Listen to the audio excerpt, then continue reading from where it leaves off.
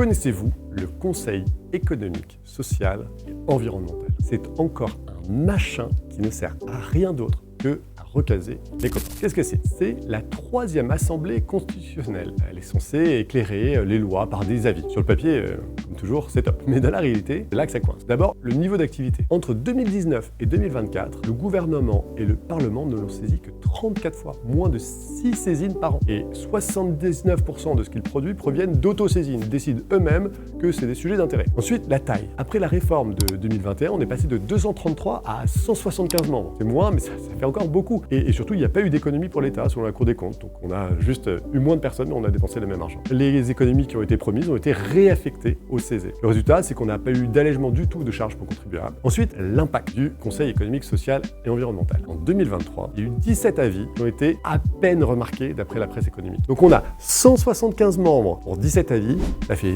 10 membres pour un avis. C'est une productivité qui, pour le moins, interroge. Le coût, c'est 34,3 millions d'euros inscrits au budget 2025 après un changement de périmètre. Et surtout, il y a une trésorerie de 18 à 20 millions d'euros au Conseil économique, social et environnemental à la fin 2003. Et chaque conseiller perçoit 1875 euros bruts par mois, plus 3% d'indemnité de résidence, plus une indemnité représentative de frais selon l'endroit où il habite. C'est écrit noir sur blanc. Et bien sûr, il faut ajouter 4,2 millions d'euros par an fléchés vers la participation citoyenne avec des conventions à 5 millions d'euros pièce. C'est l'outil le plus visible, ces conventions citoyennes, mais c'est aussi un des plus coûteux. Et parlons du recasage des amis. Alors historiquement, le CESE, ça a servi de placard de luxe pour des personnalités entre deux mandats. La presse parlait même de République des copains. La réforme de 2021 a supprimé les 40 personnalités qualifiées qui étaient nommées directement par le gouvernement. C'était la case la plus visible. Mais le système reste hyper politique. Des mandats de 5 ans, ce sont des sièges qui sont désignés par les organisations syndicales, les patronats, les associations. Et en fait, c'est un filet d'indemnité qui garantit un revenu